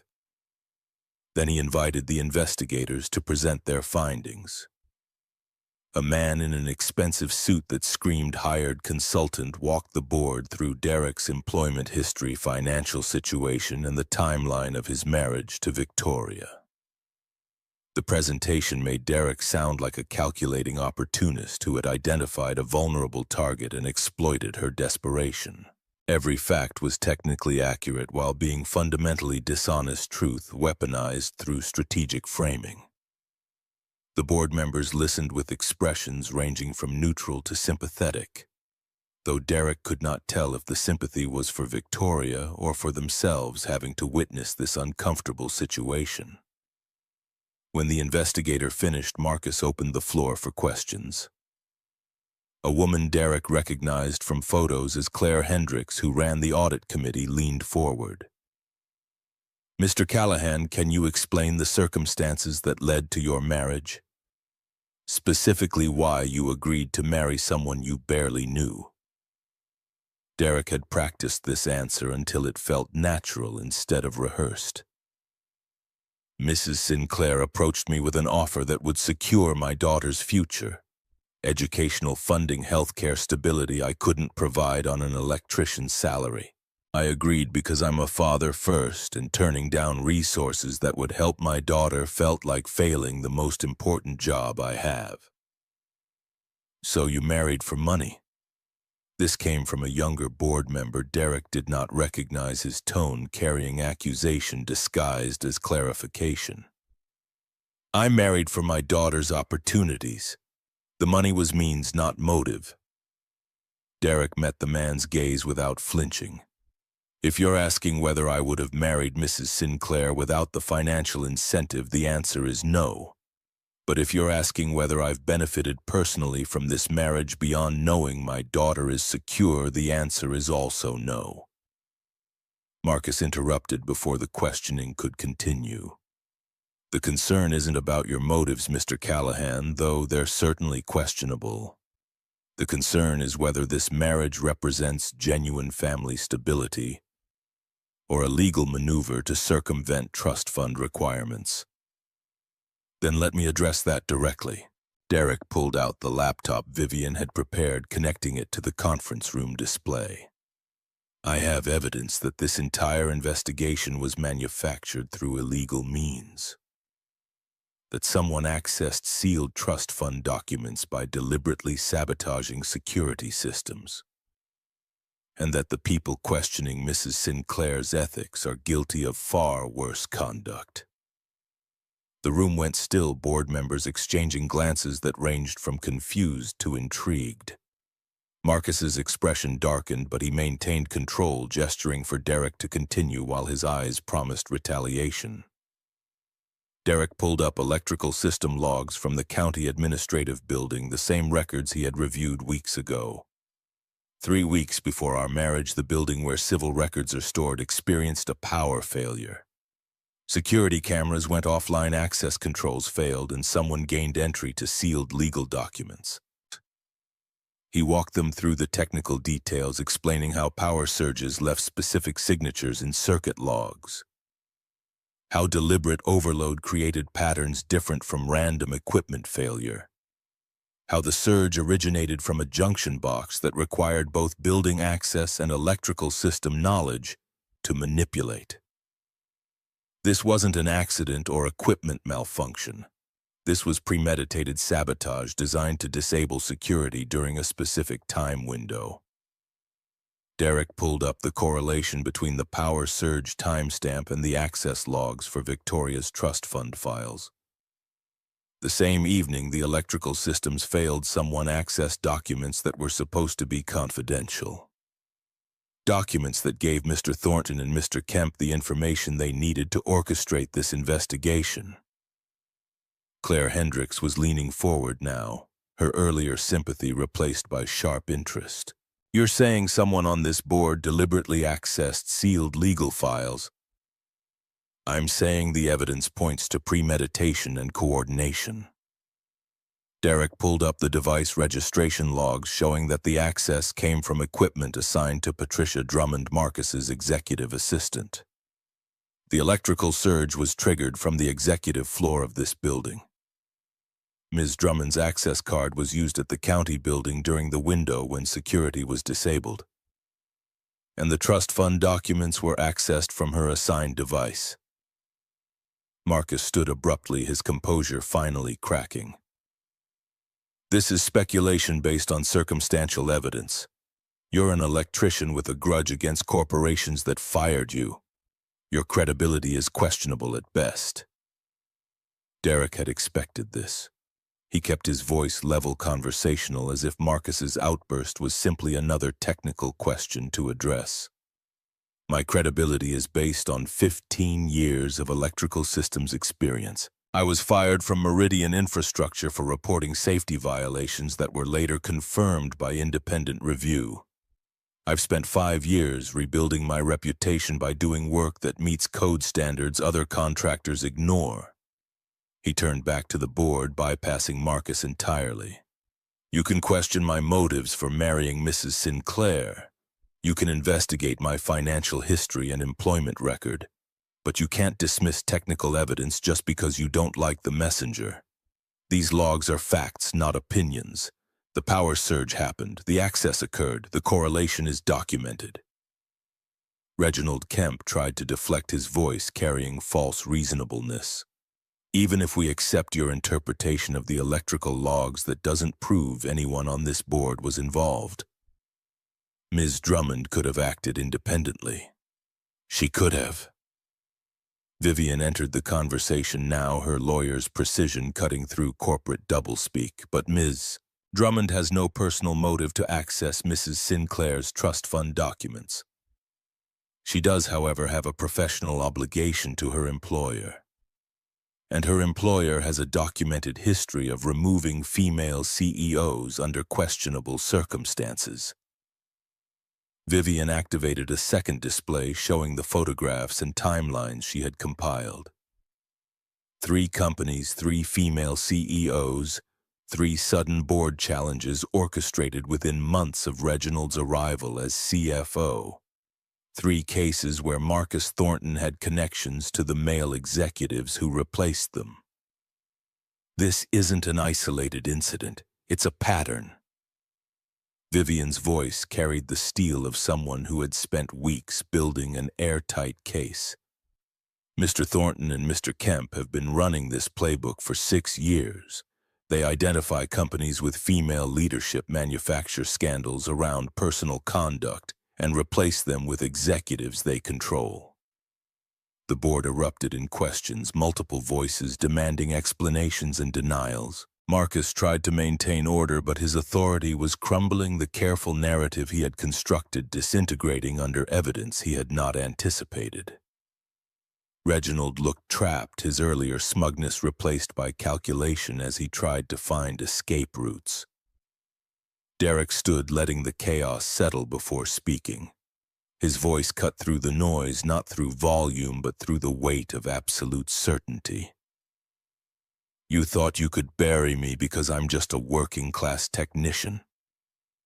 Destroy my credibility, paint me as opportunist, make people forget that I've spent my entire career refusing to compromise on safety and standards. You're trying the same thing to Mrs. Sinclair, manufacturing doubt about her judgment while ignoring that she's built this company into something her father never achieved. He moved around the table, positioning himself where every board member could see him clearly. But here's what you didn't understand. My expertise doesn't disappear when you question my motives. Mrs. Sinclair's competence doesn't vanish because you attack her personal life. And the truth doesn't change just because you have better lawyers and deeper pockets. Derek's gaze locked on Marcus, delivering words that had been building for weeks. You used law as a weapon. You manipulated trust, betrayed fiduciary duty, and endangered this company's integrity for personal gain. You did it thinking no one with real knowledge would challenge you in this room. I'm challenging you now, with evidence you can't explain away, in language this board understands. The silence that followed was absolute. Marcus's face had gone rigid, all pretense of control abandoned. Reginald looked like he was calculating odds and not liking the numbers. The other board members sat frozen, processing the reversal of a trial that was supposed to end with Victoria's removal. Claire Hendricks was the first to recover. I move that we expand this ethics investigation to include the circumstances surrounding the trust fund document access and the pattern of CEO removals Mr. Thornton and Mr. Kemp have been involved with. 3 other board members seconded immediately. Marcus tried to call for order to maintain his authority as chairman, but the board had already moved beyond his control. Someone suggested suspending both Marcus and Reginald pending full investigation. Someone else pointed out that continuing the hearing under these circumstances was inappropriate given the evidence of manipulation. Victoria spoke for the first time since the hearing began, her voice carrying quiet authority. Before this board takes any action regarding my marriage or my position, I have a proposal that addresses the underlying concerns about governance and accountability. She distributed documents. Vivian had prepared a comprehensive restructuring plan that would redistribute voting rights and eliminate the trust fund's concentration of power. The proposal was radical, voluntarily surrendering the inherited advantage that had made her untouchable while creating transparent governance that would prevent future manipulation. My father built this company through control and consolidated power. I've spent 3 years trying to run it ethically within that structure, but the structure itself enables exactly the kind of corruption we've seen today. Victoria's words were precise, each sentence carrying weight. I'm proposing we change the structure. Distribute voting rights among shareholders based on transparent criteria. Eliminate the supervisory committee that would have replaced me. Create accountability that doesn't depend on trust fund provisions or board politics. The board members read through the proposal with expressions shifting from surprise to consideration. Victoria was offering to give up the very power Marcus had tried to seize, but on her terms and in a way that would prevent anyone from accumulating that kind of unchecked authority again. This is unprecedented. Claire Hendricks looked up from the documents, something like respect in her eyes. You're voluntarily surrendering control. I'm choosing legitimacy over inherited advantage. I'm choosing to earn authority through performance rather than demand it through legal structure. Victoria's gaze swept the board. If my leadership is worth preserving, it should be based on results and ethics, not on voting rights my father concentrated to maintain dynastic control. Marcus tried one final attack, his voice sharp with desperation. This is a distraction from the fundamental questions about your judgment and personal conduct. Your marriage is still questionable regardless of governance restructuring. My marriage is 6 weeks old and already more honest than most corporate partnerships in this room. Victoria did not flinch from Marcus's attack. Mr. Callahan and I entered this arrangement for wrong reasons, but we've built something real from those foundations. We're learning to trust each other, to value integrity over advantage, to do what's right even when it costs us everything. She stood, moving to stand beside Derek in a gesture of solidarity that needed no explanation. You wanted to investigate whether my marriage represents genuine stability. Here's your answer. I'm married to someone who refused to compromise his principles even when it destroyed his career. Someone who teaches my household staff about electrical safety. Someone who helps his daughter with homework every night and answers her questions with patience that never wavers. If that's not family stability, I don't know what is. The board chairman, an older man who had been silent through most of the hearing, cleared his throat. I think we need to table the personal ethics questions and focus on the evidence of potential criminal conduct regarding document access. Mr. Thornton, Mr. Kemp, you're suspended from board duties pending investigation. Mrs. Sinclair, your restructuring proposal will be presented to shareholders for vote. Marcus's face went white with rage, but he had no moves left. The evidence was documented. The pattern established, the board turning against him with the same efficiency he had used to attack others. Reginald stood and left without speaking, recognizing when battles were lost. The hearing dissolved into procedural discussions about investigation timelines and shareholder communication. Derek and Victoria sat together while Vivian handled the technical details, both of them processing what had just happened and what it meant. They had won, not through manipulation or political maneuvering, but through evidence and truth presented with clarity that could not be dismissed. Derek's expertise had mattered. Victoria's willingness to surrender power had demonstrated the kind of leadership Marcus could never fake.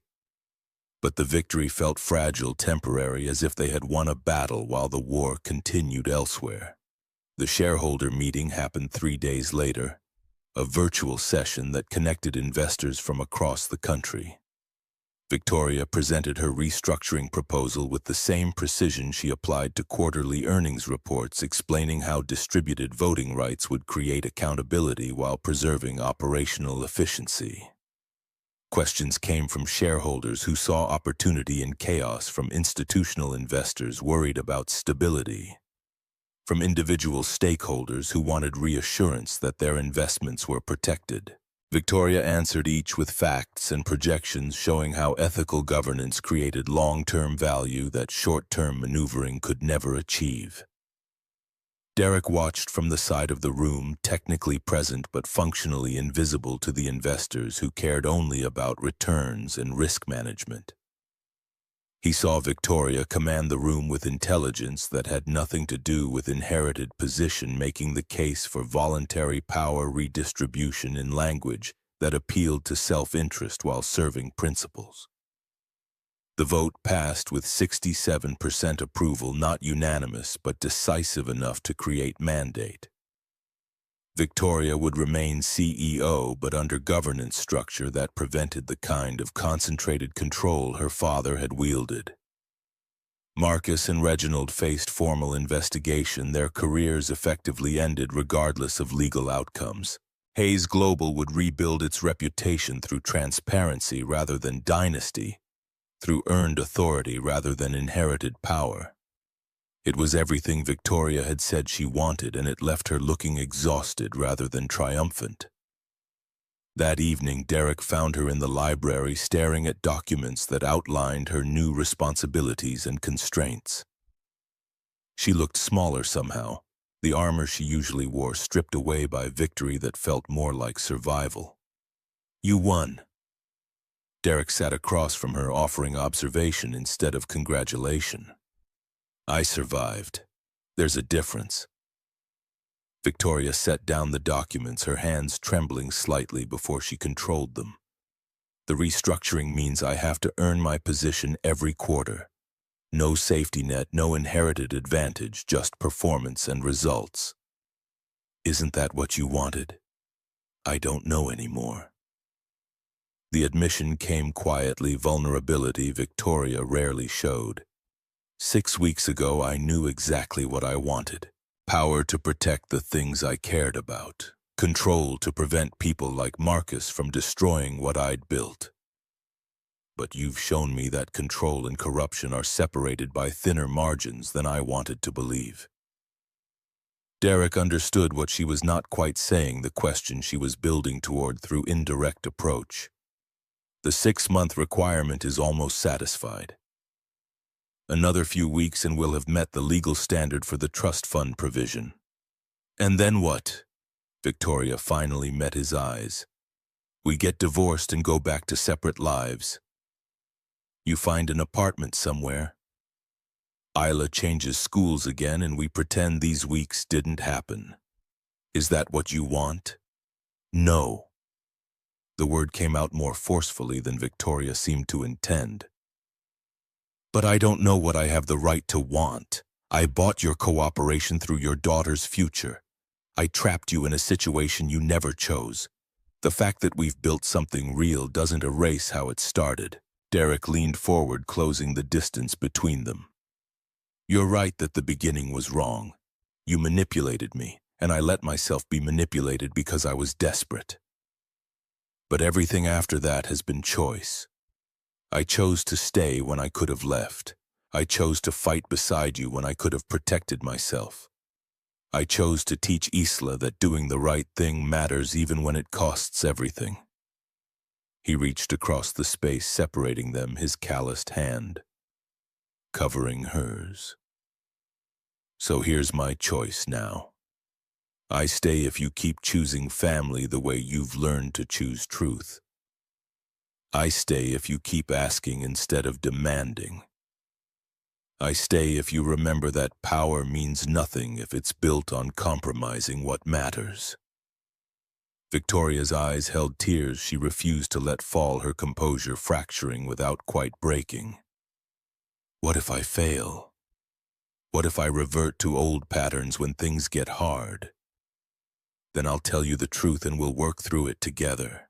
That's what partners do." Derek squeezed her hand gently. "We're not going to be perfect at this. We're going to make mistakes and hurt each other and struggle with baggage we both carry. But we'll do it while trying to be people our daughter can respect." "Our daughter." Victoria repeated the words as if testing how they felt. "Isla asked me today if I was going to be her mom now. I didn't know how to answer." "What did you say?" "I said I would like to be if she wanted that. If you wanted that." Victoria's voice was barely above whisper. She said yes immediately, like it was obvious and I was being silly for asking. Then she went back to her homework like she hadn't just offered me something I didn't know I needed. Derek felt something settle in his chest, a decision crystallizing into certainty. Then we stay. Not because of trust fund requirements or legal obligations, but because we've built a family from broken pieces and that's worth protecting. Victoria nodded, accepting the commitment even as her expression held uncertainty about deserving it. Derek did not have reassurances that would erase those doubts, so he offered presence instead. They sat together in the library while snow began falling outside, watching darkness settle across grounds that had stopped feeling like museum displays and started feeling like home. Isla found them there later, her pajamas printed with stars and her feet bare despite the winter cold. She climbed into the space between them without asking permission, settling in. Like she belonged there because she did. "Are you guys okay?" "You were in here a long time." Derek wrapped an arm around his daughter, pulling her close. "We're good, sweetheart. Just talking about what happens next." "What does happen next?" Isla's question carried curiosity rather than anxiety, trust that the adults would handle whatever complications existed. Victoria surprised them both by answering first. "We keep being a family, we keep showing up for each other, we keep choosing to do what's right even when it's hard." Isla absorbed this, then asked the three questions with the same ritual seriousness she brought every night. Derek answered first, then Victoria, then Isla herself. The questions were the same, but the answers had changed, reflecting new realities and fragile hopes. "What made you happiest today, Derek?" "Knowing we don't have to pretend anymore." Victoria, Isla asking if I could be her mom. Isla, both of you being here together. "What made you saddest, Derek?" "Years I spent alone after Sarah died." Victoria, realizing how close I came to losing this. Isla, nothing today. Today was good. "What do you want to change tomorrow, Derek?" "Nothing. Tomorrow can stay exactly like this." Victoria, "I want to learn how to braid hair without making a mess." Isla, "I want pancakes for breakfast." They laughed, the sound genuine and unforced, three people who had found each other through circumstances designed to break them but had built something stronger than anyone intended. 6 months later, the mansion looked different without looking changed. The marble floors still gleamed, the hallways still stretched in elegant symmetry, but Isla's drawings covered the refrigerator and Derek's tools occupied a corner of the mudroom. Victoria's home office had photographs on the desk now. Candid shots of family dinners and school events that tracked time through accumulated memories. Hayes Global operated under new governance structure, Victoria earning her authority quarterly through results that satisfied shareholders and maintained ethical standards her father had never valued. Marcus Thornton faced criminal charges for corporate fraud and conspiracy. His empire dismantled by investigators who followed the evidence Derek had provided. Reginald Kemp took a plea deal that included testimony against Marcus, buying lighter sentencing through cooperation. Derek had returned to electrical work but now served as safety consultant for community infrastructure projects, using expertise to prevent the corner cutting that had cost him his career years earlier. He was not Victoria's trophy husband, not a corporate executive trying to fit roles that did not suit him. He remained Derek Callahan, electrician and father, someone who kept promises and refused to compromise on what mattered. Isla flourished at her new school, making friends who knew her as herself rather than as the daughter of someone famous. She still asked the three questions every night, but now both Derek and Victoria answered their responses, tracking the evolution of a family built from necessity into something chosen and cherished. On a winter evening 6 months after the board hearing, Derek found Victoria in the kitchen attempting to make cookies from scratch. Flour dusted her clothes and frustration marked her expression, but she was trying, and that effort mattered more than success. "Need help?" Victoria gestured at the chaos spreading across the counter. I'm destroying Thomas's organized kitchen. This recipe makes no sense. Why would anyone voluntarily do this when bakeries exist? Derek moved beside her, reading the recipe and recognizing where she had gone wrong. He guided her through the corrections with patience learned from teaching Isla. Showing rather than telling, offering support without taking over. They worked together in comfortable silence, Derek's hands steadying Victoria's when she tried to rush steps that required precision.